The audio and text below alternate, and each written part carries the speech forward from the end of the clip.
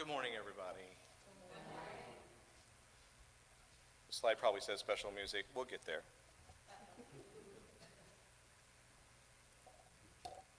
My mind's been heavy a lot recently. It's like really, really heavy.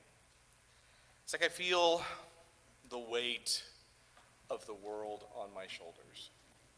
And I know it is not mine to carry, but still, the hatred,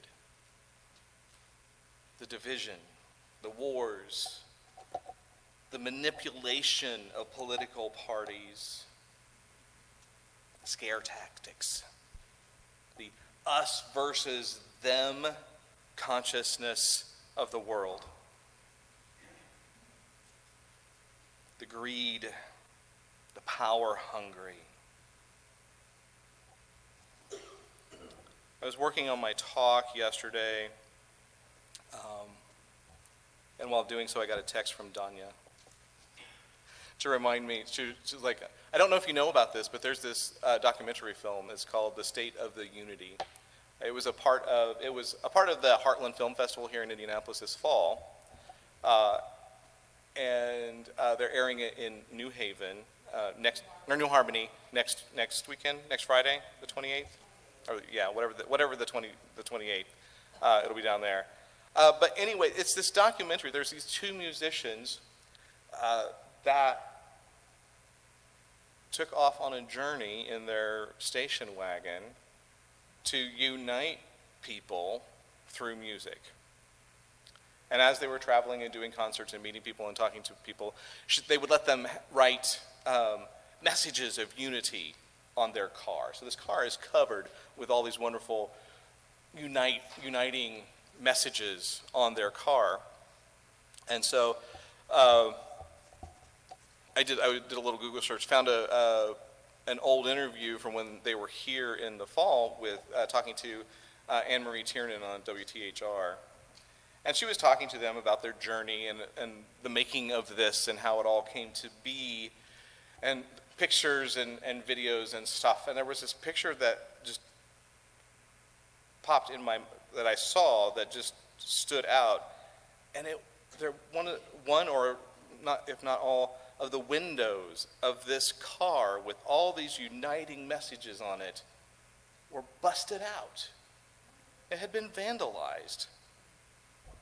And Anne Marie had posed the question, why is trying to unite people controversial? Right? So I'm going to sing a song because that's what I do. And it's a Daniel Nemeth song because he has written from my heart, I think. And there's a lyric in the song states, "There's no us or them, foe or friend. We are all the same, because everyone was born with God's name." So.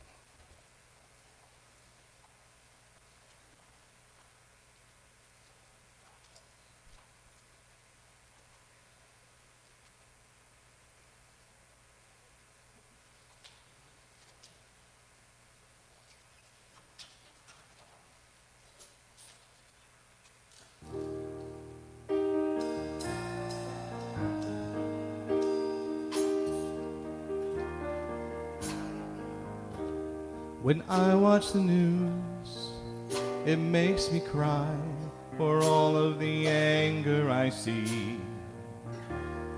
So many souls believing the lie that hatred is all they can be. So I take the chance to offer my prayer, to whisper the truth. And I believe today is the day that my message gets through, that we are all children of the God of love. We are instruments of peace. There's no us or them, foe or friend, we are all the same. There's only one, 'cause everyone is born with God's name.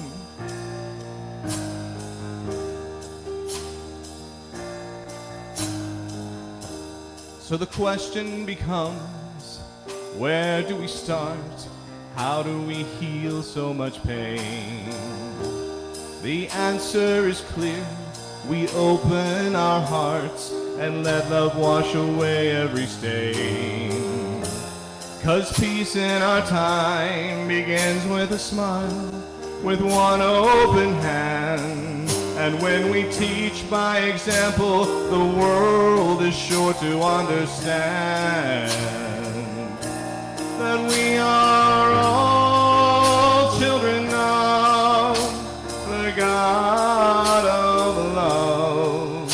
We are all meant to be instruments of peace. There's no us or them, foe or friend, we are all the same. There is only one, 'cause everyone is born with God's name.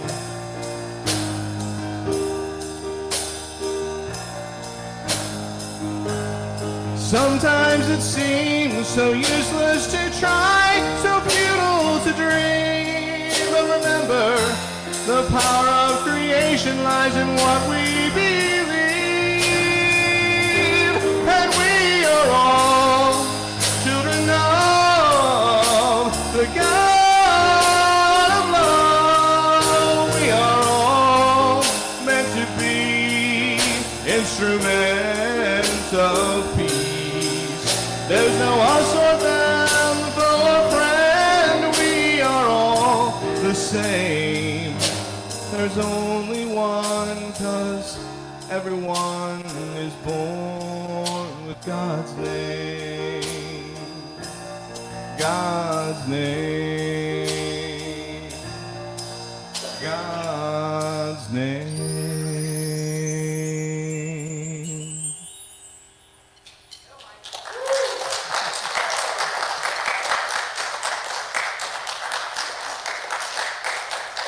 Thank you. Thank you, Andy.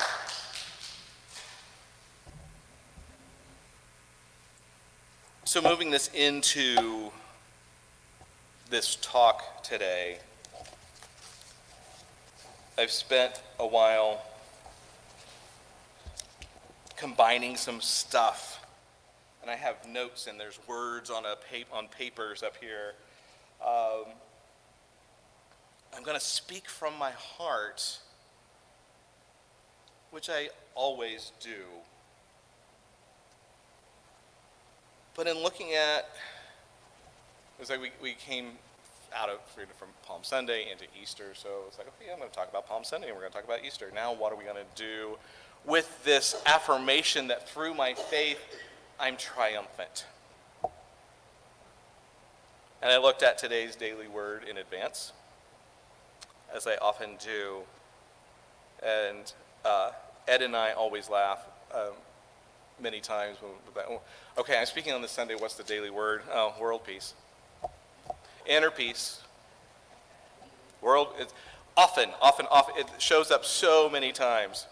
Actually, I have last month, world peace was a daily word. But it's important, because that's who we are, it's what we do here at Unity. But it's like world peace. I live my vision for a peaceful world. And the scripture verse on here, Isaiah 32:17, the effect of righteousness will be peace. And the result of righteousness, quietness and trust forever. So triumph in peace. Triumph in peace. And I liked this verse The effect of righteousness will be peace, and the result of righteousness is quietness and trust forever. Righteousness can be a triggering word for me because it's been used as a weapon so many times. And so I was like, what is this righteousness? To me, it's always been, it's that attitude of I am better than you. I'm living through God. I am so much better than you. I am a righteous being. Oh my gosh. So I wanted to look at the entire chapter 32 in Isaiah, because they just took that one little verse out of Isaiah. What does the whole thing say? And then even before that, it was like, what does Isaiah represent? So I looked up that in the Revealing Word. And actually, Isaiah in Hebrew comes from that same foundation of Yeshua, of Joseph and Jesus and Joshua. And I talked about Joshua on Palm Sunday. It's that same base thing. It's our consciousness. For Isaiah, it's the higher self. That in us which discerns the reality of the real character of spiritual man, and fearlessly proclaims it. Spiritual understanding, it's our higher self. Or as Emily Cady teaches, we are all individualized expressions of the divine. So this is who we are. This is what's speaking to us. And in the first section, it's entitled Government with Justice Predicted. See, a king will reign in righteousness, and princes will rule with justice. Each will be like a hiding place from the wind, a covert from the tempest, like streams of water in a dry place, like the shade of a great rock in a weary land. Then the eyes of those who have sight will not be closed, and the ears of those who have hearing will listen. The minds of the rash will have good judgment, and the tongues of the stammerers will speak steadily and distinctly. A fool will no longer be called noble, nor a villain said to be honorable. Fools speak folly, and their minds plot iniquity, to practice ungodliness, to utter error concerning the Lord, to leave the craving of the hungry unsatisfied, and to deprive the thirsty of drink. The villainies of villains are evil. They devise wicked devices to ruin the poor with lying words, even when the plea of the needy is right. But those who are noble plan noble things, and by noble things they stand. Wow, that's beautiful poetry. So looking at it, I went through and kind of dissected it a little bit on what this can mean through a metaphysical lens. When we're guided by Spirit, our executive function, being a king, being princes, we will live our lives in righteousness. Righteousness is that harmony, living in harmony with yourself and the divine, living through to the divine, letting God live through you, move through you, express through you. That's being righteousness. So when we're living as our individual expression of the divine, our spiritual qualities such as peace and trust and faith protect us from that outside world, from our human consciousness, that consciousness of separation. We have our spiritual qualities, our spiritual faculties, the 12 powers. We have those to protect us from the infiltration of the negative of the world.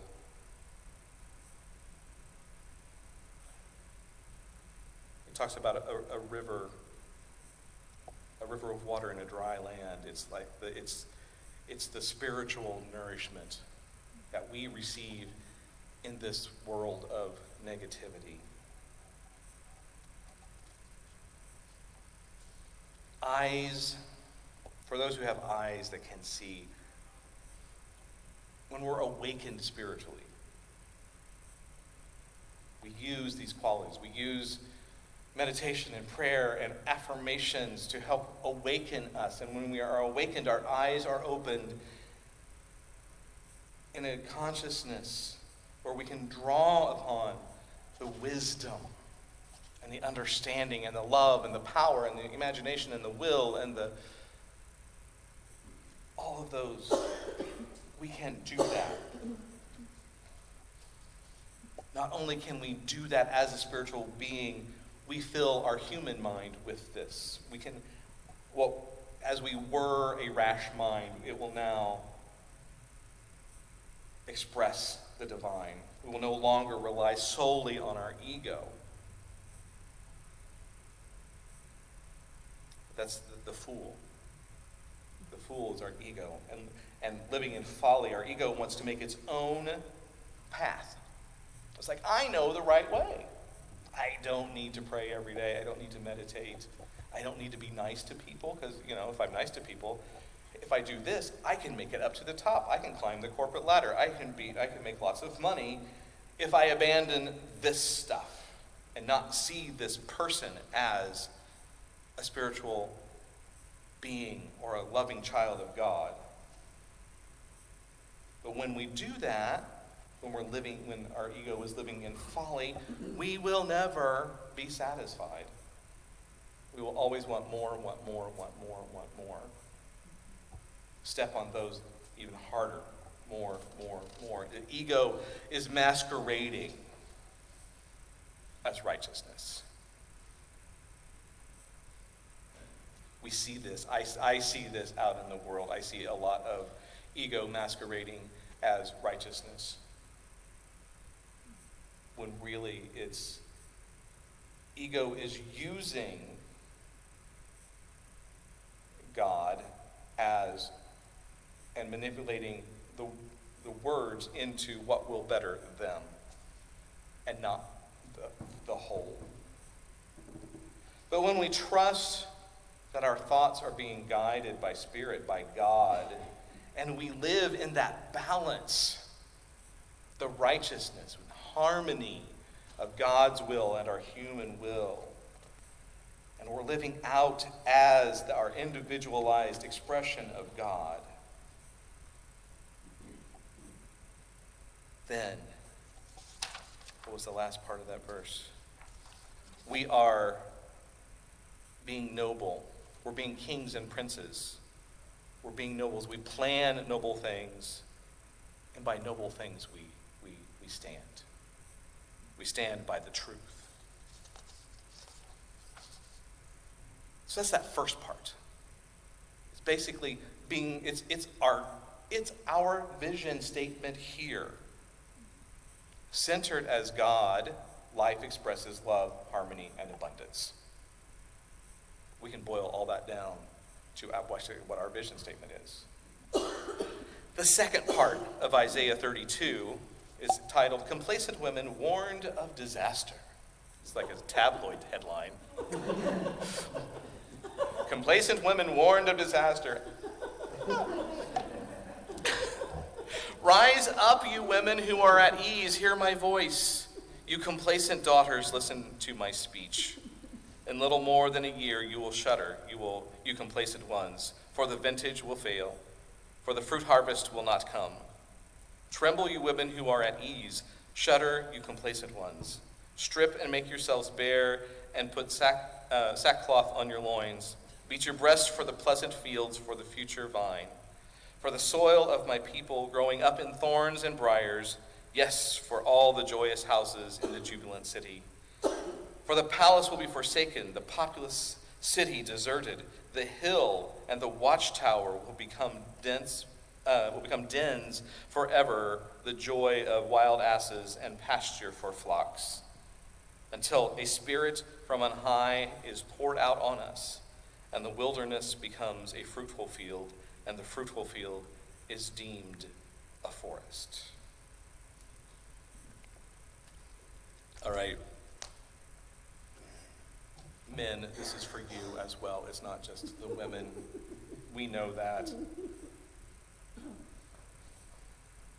It is a warning.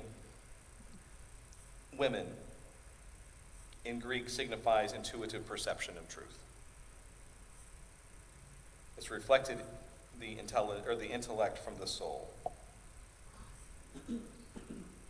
So our perception of truth. Okay? So we've been living our spiritual truth. And we know what we're supposed to do. We're supposed to pray. We're supposed to meditate. And we start becoming complacent. We're not praying. We're not meditating. We're not utilizing our spiritual practices. We're not drawing upon Spirit. We're not drawing upon God. We're not drawing upon the wisdom of the universe.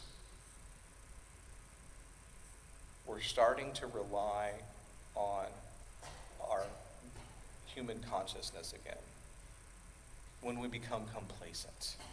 This is what this is about. And when you become complacent, then that spiritual being that you have built up, that spiritual community that you have built up, becomes abandoned and empty. And when I talk about the spiritual city and all that, that's you. That's your soul. And it becomes abandoned and it becomes empty and it just becomes a playground for your unspiritual thoughts and your error thoughts and your negative thinking. It becomes a playground for that.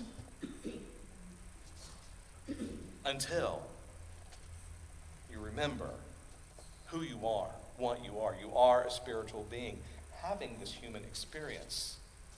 Let the Spirit of God wash over you, fill you up, breathe that in. Start your meditation, start your prayer work. Remind yourself of these divine faculties that are in you.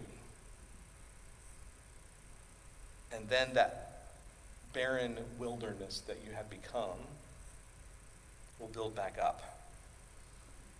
And that empty field that is no longer bearing fruit, you're no longer that because you became complacent, you were no longer becoming spiritually fed. Then you become spiritually fed again. That fruitful field that we're talking about.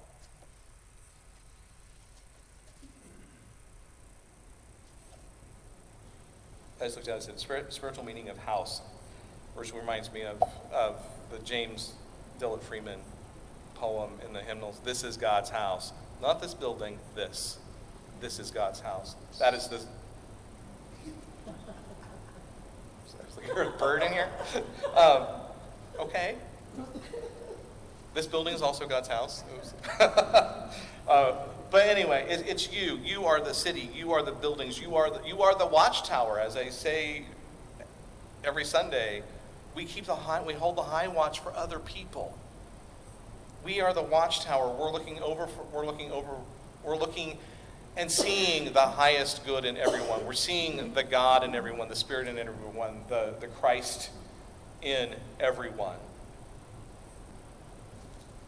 And then the third part of this is called the peace of God's reign, and this is where today's daily word verse came in. This is verses 16 through 20. Then justice will dwell in the wilderness, and righteousness abide in the fruitful field. The effect of righteousness will be peace. The result of righteousness, quietness, and trust forever. My people will abide in a peaceful habitation, in secure dwellings, and in quiet resting places. The forest will disappear completely. The city will be utterly laid low. Happy will you be who sow beside the stream, and let the ox and the donkey range freely.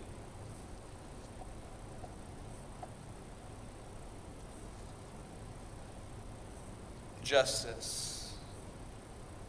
When justice and love meet at the heart center, there's balance. Justice without love is judgment. It's not discernment. So justice will dwell in the wilderness. So the justice, love, and the balance, righteousness, is going to live in the wilderness, in your uncultivated thoughts. The stuff you haven't really, as little thoughts that start to begin, and they might have some negative connotation, you're able to be like, oh, nope, justice is there, justice can change that. It's going to live there. Righteousness is a state of harmony established in consciousness through the right use of God-given attributes. When we're living the life that God intended us to live, when we are acting as the individualized expression of the divine, this is righteousness. And it will dwell in the field, the fruitful field, that field of spiritual nourishment. It's the field that is outside the house of God. It's outside of you. You're living as an individualized expression of God. You express that beyond you.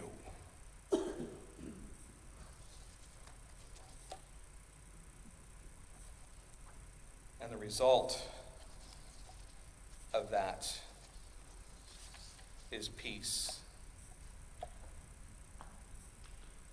Many people think love is the highest vibration there is. Peace is the highest vibration, higher than even love. So when we are living as our divine self, our individualized expression of God, we're living it as that. We are expressing that out, and we use that in everything that we do. We are expressing that out, and it spreads. And any protections that you needed, you no longer need. That forest will disappear. The city is no longer this giant, it will lay low. It's just who you are. You're not making a show. It's there for those that come. And happy you will be who sow beside every stream. When you place your thoughts and your ideas in a place that is receiving spiritual food, spiritual guidance, and let that nurture and let that grow.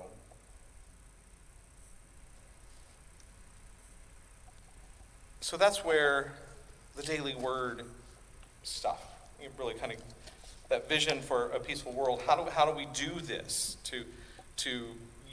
I kind of said it. It was like we just be our individualized expression of God. We be that, and we be righteous. The opposite of righteous is sin, wickedness. So there's a lot of that out there. It's people not living righteously.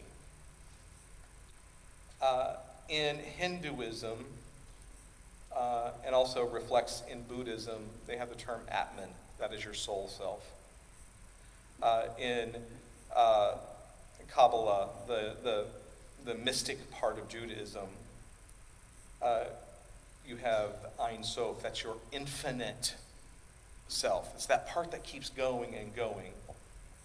So I see those as same thing as Emily Cady talking about the individualized expression of the divine. That's who we are. That's who we always have been, always will be. And when we live in this state, storms come, we can weather through them. But sometimes it seems literally when storms come, like a few weeks ago, tornadoes came through, destroyed so much, as close to us as Whiteland. But when things happen, when disasters happen, people come together and they help each other out. They help each other out because they have a common thing. They let all the other stuff go away. Their political parties, their religious beliefs, all that disappears, and they just get together, and we're going to help you clean up, and we're going to help you rebuild. We show up like that all the time. And we use that as an opportunity to bond together. When we're already bonded together, we have a common denominator. We're all children of God. All of us. No matter what our faith tradition is, no matter what our political party is, no matter what our gender is, we are all children of God. We are all unique expressions of the divine.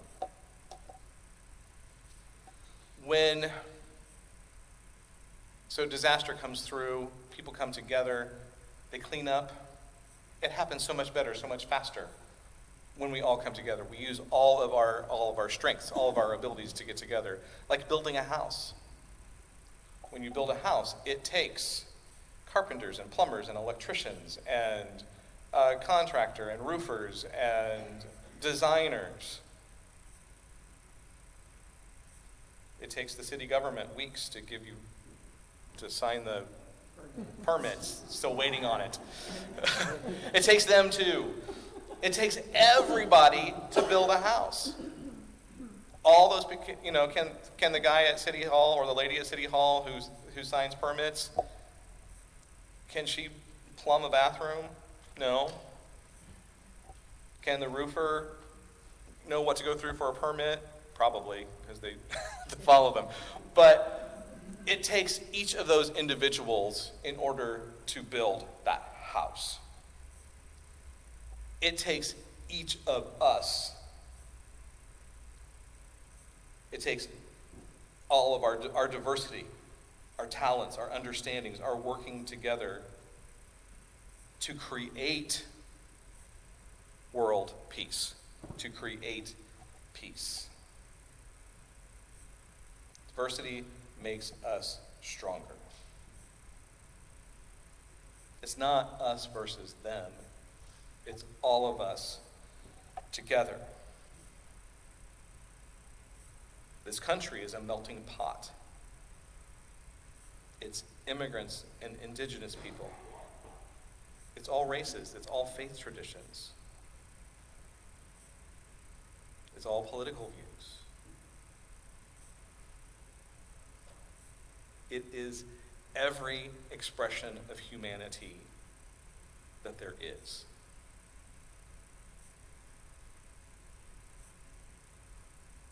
Because we are all individual expressions.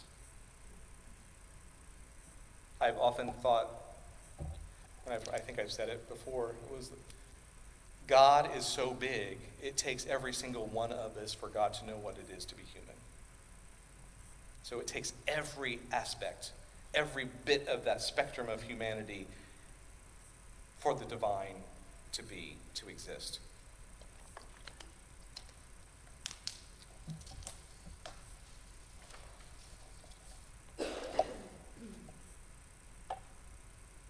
To reach world peace, I must first look within myself and be at peace with myself. I must be that peace in all that I say and all I do. I be that individualized expression of God, the Atman, the Ein Sof, my soul.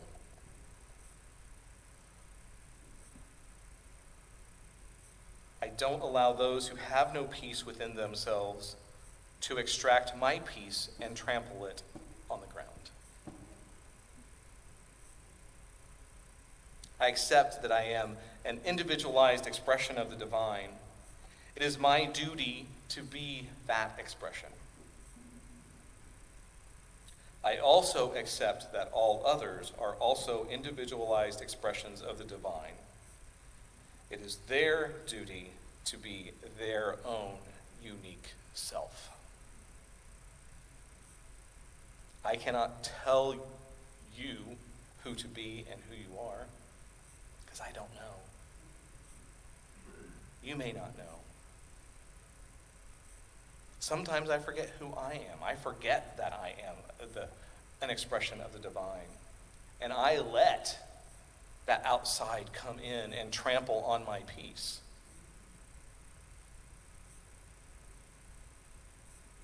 Just like the complacent women. But I bring that back in. I bring back my spiritual practices, and I become stronger each time. And we may see people who are not living as their divine self.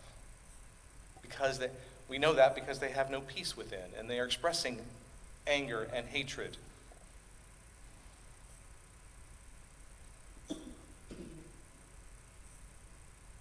It's not ours to fix them or to, here, you need to do this so you can find peace. For all of us here, I'm only suggesting here's something that we can do to find peace. But we cannot force it into other people. But we can be examples of it.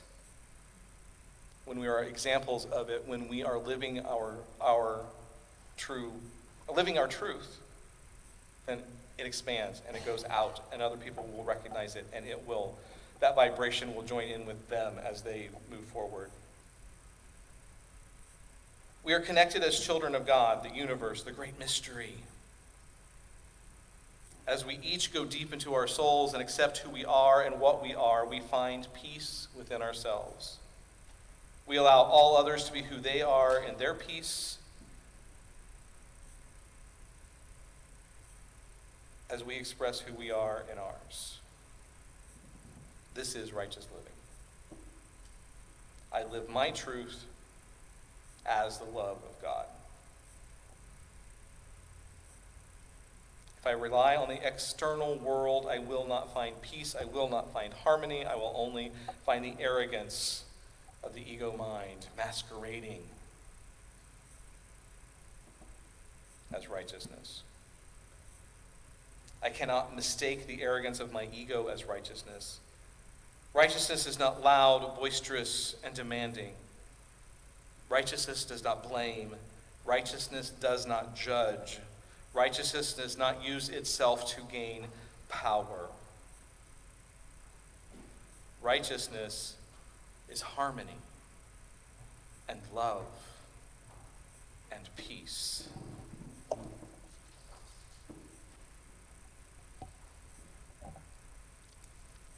My personal quest for world peace began when I was a teenager. I've shared parts of this story. When I was a teen, around 16, I asked God what religion was the right one. Is it Baptists, Presbyterians, Methodists, Catholics, Jews? That was my extent of world religion right there. Now, Hindus, Buddhists, Taoists, everything. The answer I heard was they all are. And a couple of years after that, I traveled to Europe. At 18 years old, with a choir, I stayed with families in Germany and Switzerland and France and the Netherlands and England. I visited a concentration camp in Germany. I visited an Allied cemetery in France on July 4th, 1984. We sang, "Let there be peace on earth." Let it begin with me. Right?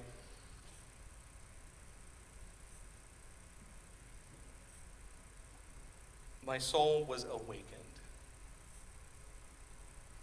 I finally had eyes to see and ears to hear. It took a long time for me to realize this.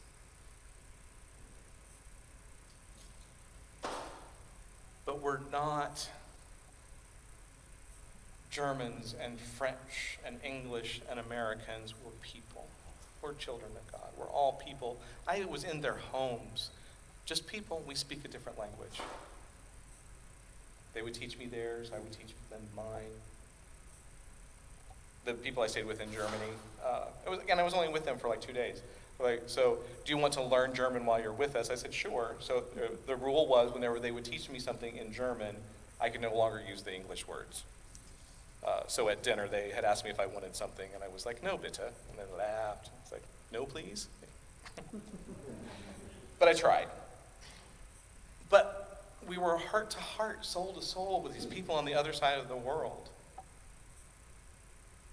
And we're just loving, loving people. So why do we have war?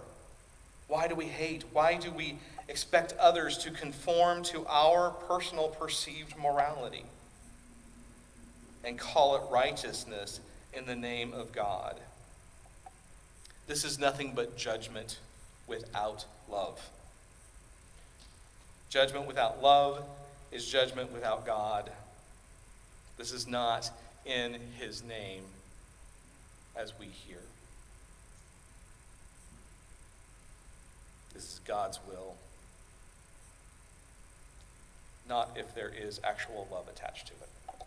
It is not. So today, I wage peace on the world. Not peace against the world, peace with the world. May we all find peace. May we all live righteously in harmony with each other, knowing as individual expressions of the divine, we can work together and be stronger in our diversity. Lao Tzu, the founder of Taoism, wrote, "If there is to be peace in the world, there must be peace in the nations. If there is to be peace in the nations, there must be peace in the cities. If there is to be peace in the cities, there must be peace between neighbors. If there is to be peace between neighbors, there must be peace in the home.